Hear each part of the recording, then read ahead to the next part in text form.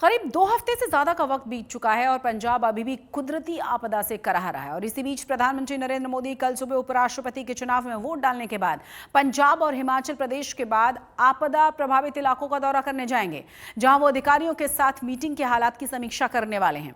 वहीं दूसरी तरफ आम आदमी पार्टी ने केंद्र सरकार से 20,000 करोड़ रुपए के स्पेशल पैकेज की मांग की है।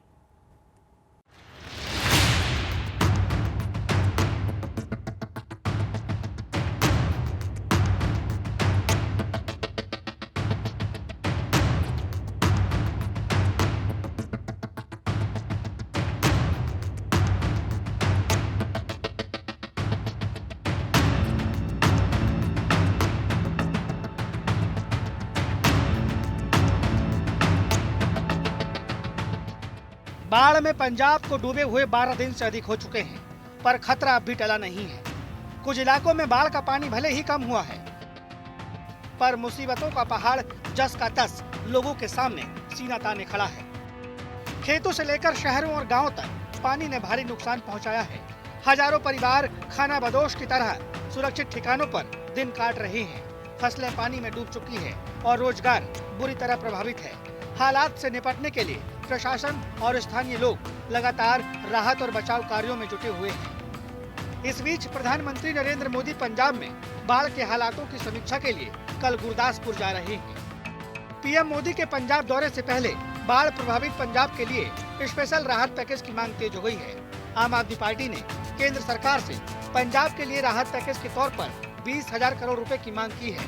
साथ ही केंद्र के पास जमा 60,000 करोड़ रुपए के फंड को जल्द से जल्द रिलीज करने की मांग की है, ताकि बाढ़ से प्रभावित पंजाब को फिर से पटरी पर लाया जा सके। उनको चाहिए पंजाब के लोगों का बांह पकड़े, उनका हाथ पकड़े और पंजाब के किसान को इस संकट से निकाले। जब देश पे संकट आता है तो पंजाब सबसे आगे अपनी छाती ठोक के खड़ता है।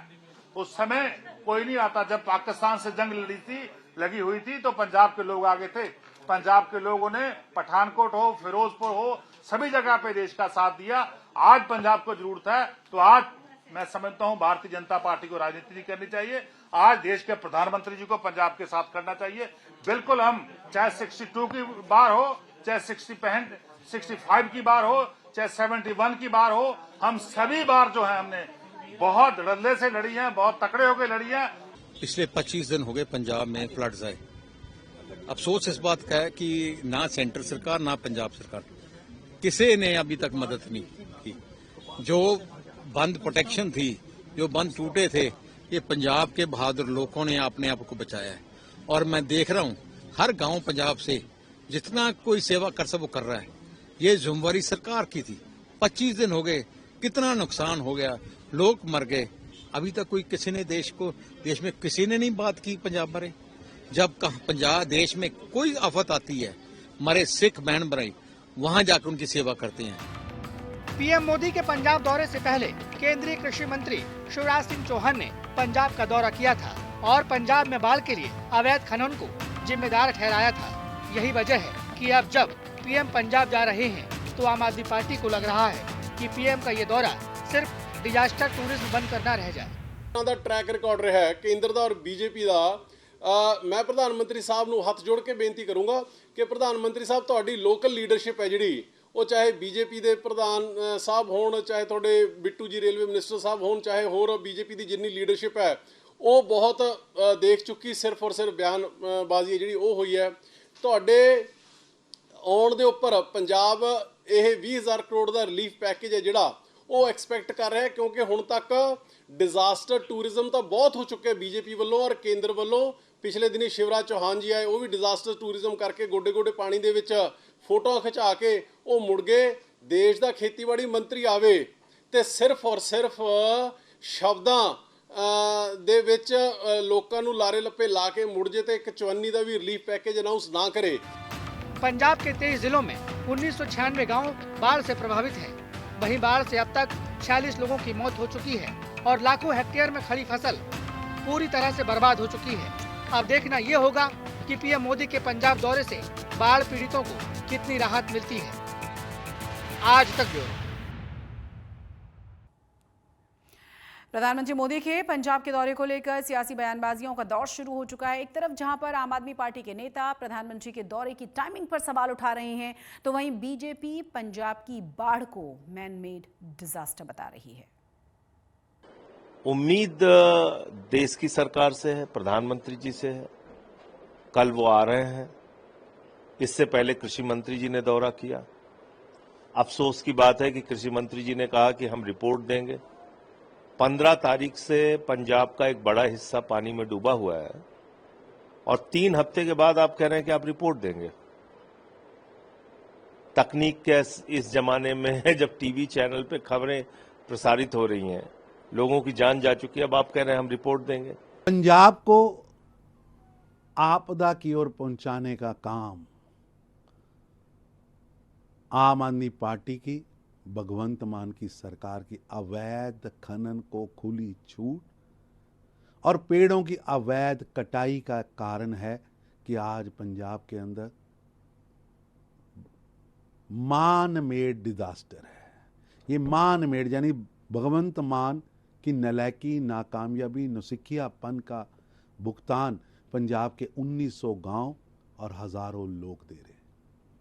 पंजाब में बाढ़ से नुकसान का असली जायजा लिए बिना ही भगवंत मान की सरकार पैकेज का शोर डाल रही है, जबकि सच यह है कि 11,000 करोड़ रुपया से ज्यादा पंजाब के पास केंद्र ने डिजास्टर मैनेजमेंट के लिए रखा है। तो एक तरफ जहां आम आदमी पार्टी केंद्र से स्पेशल पैकेज के तौर पर 20,000 करोड़ रुपए मांग रही है, वहीं दूसरी तरफ सीएम भगवंत मान ने अस्पताल से वीडियो कॉन्फ्रेंसिंग के जरिए कैबिनेट मीटिंग की है। करीब 2 घंटे चली इस बैठक में पंजाब के बाढ़ के हालातों की समीक्षा की गई है। साथ ही साथ बाढ़ प्रभावित लोगों की मदद के लिए सरकार ने कई बड़े फैसले भी किए हैं। कैबिनेट मीटिंग के बाद सीएम मान ने ऐलान कर दिया है कि बाढ़ प्रभावित फसलों के लिए किसानों को प्रति एकड़ 20,000 रुपए का मुआवजा सरकार की तरफ से दिया जाएगा। इसके अलावा बाढ़ से जान गंवाने वाले व्यक्ति के परिवार को 4 लाख रुपए की सहायता राशि दी जाएगी। सीएम मान ने इसे किसी भी राज्य सरकार की ओर से दिए जाने वाला सबसे अधिक मुआवजा बताया है। ये पूरे देश ਦੇ ਵਿੱਚ ਕਿਸੇ ਵੀ ਸੂਬੇ ਵੱਲੋਂ ਦਿੱਤਾ ਗਿਆ ਸਭ ਤੋਂ ਵੱਧ ਮੁਆਵਜ਼ਾ ਤੇ ਚੈੱਕ ਤੁਹਾਡੇ ਹੱਥਾਂ 'ਚ ਫੜਾਵਾਂਗੇ ਅਸੀਂ, ਕਿਉਂਕਿ ਕਈ ਵਾਰੀ ਮੁਸ਼ਤਰਕਾ ਖਾਤੇ ਨੇ, ਅਕਾਊਂਟ ਨਹੀਂ ਹੈਗੇ, ਪਰ ਅਸੀਂ ਤੁਹਾਨੂੰ ਤੁਹਾਡੇ ਜੀਆਂ ਦੇ ਨਾਂ ਪੁੱਛ ਕੇ ਡੀਸੀਆਂ ਰਾਹੀਂ, ਪਟਵਾਰੀਆਂ ਰਾਹੀਂ ਤੇ ਤੁਹਾਡੇ ਘਰੇ ਚੈੱਕ ਪਹੁੰਚ ਜਾਊਗਾ।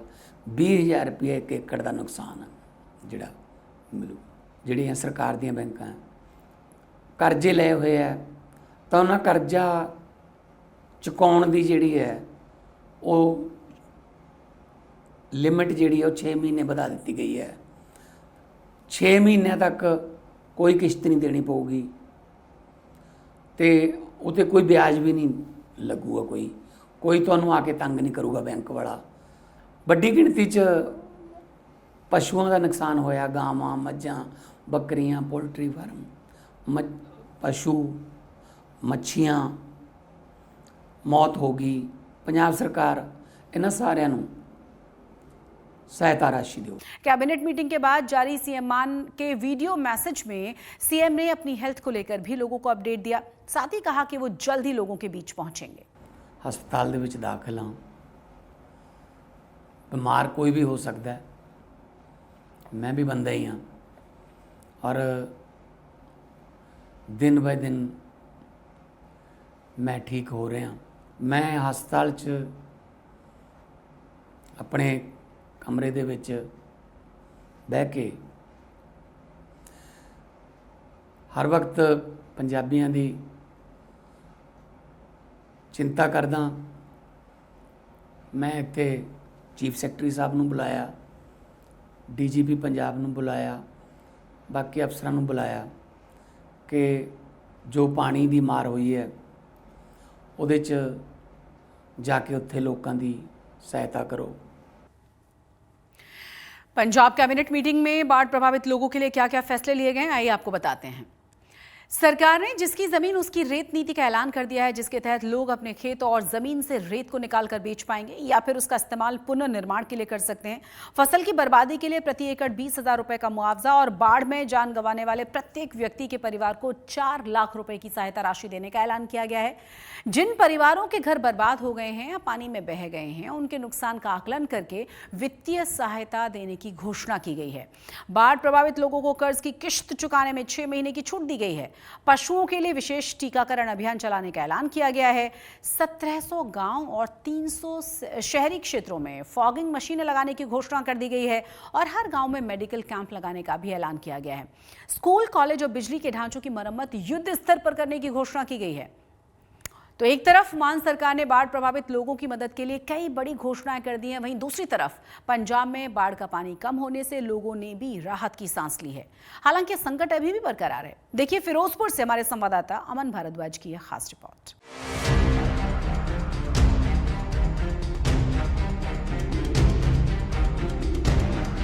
पंजाब के फिरोजपुर जिले के गट्टी राजोके गांव का ये प्राइमरी स्कूल किसी दरिया की तरह हो गया है। पूरा स्कूल पानी से लबालब है। सतलज नदी के पानी में स्कूल और स्कूल को जोड़ने वाली सड़कें डूबी हुई हैं। सतलज का पानी क्लासरूम तक डेरा जमा चुका है। पंजाब की बाढ़ ने हर किसी संस्था को चपेट में लिया है, चाहे वो स्कूल हो, कॉलेज हो, अस्पताल हो। और इस समय अब देखिए कि यहाँ पर पानी मौजूद है। कुछ लेवल कम जरूर हुआ है, लेकिन ये फिरोजपुर के बॉर्डर गांव गट्टी राजोके का स्कूल है और इस प्राइमरी स्कूल में अभी भी पानी आप देखिए किस तरीके से मौजूद है।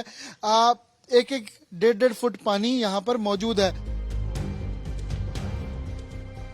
स्कूली बच्चे बेसब्री से स्कूल खुलने का इंतजार कर रहे हैं, लेकिन बड़ा सवाल है कि ऐसे हालात में स्कूल खुले कैसे। पंजाब सरकार ने कल यानी 9 सितंबर से स्कूलों को खोलने का फैसला किया है। हालांकि बाढ़ग्रस्त इलाकों में जिला कलेक्टरों पर फैसला छोड़ा गया है। पंजाब के कई इलाकों में बाढ़ का पानी घटा है, लेकिन मुश्किलें अभी कम नहीं हुई हैं। कई परिवार ऐसे हैं जिन्होंने मवेशी समेत हाईवे पर पनाह ले रखी है। समय में किसी गांव या किसी के घर मौजूद नहीं हूँ। ये नेशनल हाईवे है जहाँ पर ये आवाजाही आप देख रहे हैं और यहाँ से हुसैनी वाला मात्र 1.5 से 2 किलोमीटर की दूरी पर होगा। लेकिन हालात ऐसे हैं कि लोग अपना घर छोड़कर सड़क पर नेशनल हाईवे पर रात काटने के लिए या अपनी जो उनकी बसर है वो करने के लिए मजबूर हैं। वजीर सिंह का ये परिवार है जो आप देखिए, उनकी पत्नी, उनकी बेटी, भाई, बेटा, पूरा परिवार आपको इस नजर आएगा और साथ साथ उनके जो मवेशी थे वो भी यहाँ मौजूद हैं। पंजाब के 23 जिले बाढ़ की मार झेल रहे हैं। तमाम नदियां उफान पर हैं। कल प्रधानमंत्री बाढ़ग्रस्त इलाकों का निरीक्षण करने वाले हैं।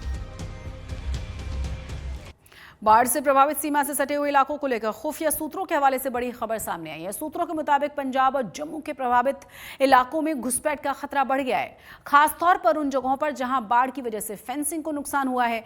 आशंका भी ये जताई जा रही है कि इस इलाके में आतंकवादी घुसपैठ कर सकते हैं।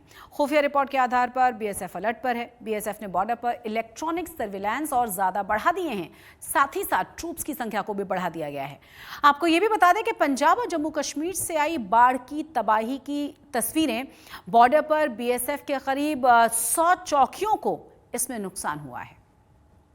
लेकिन जहां तक जांच एजेंसी और इंटेलिजेंस एजेंसीज की बात कर रहे हैं और सुरक्षा एजेंसी, बॉर्डर सिक्योरिटी फोर्स की बात कर रहे हैं, वहां पर उन्होंने अपनी चौकसी बिल्कुल बढ़ा दी है। उन्होंने कहा कि रात को भी चौकसी है और किसी तरह से पानी ना आए, और क्योंकि रात को मूवमेंट कम होती है तो वहां से बहते पानी में इस तरह से आना, उनका कहना है, अपने आप में बहुत मुश्किल है।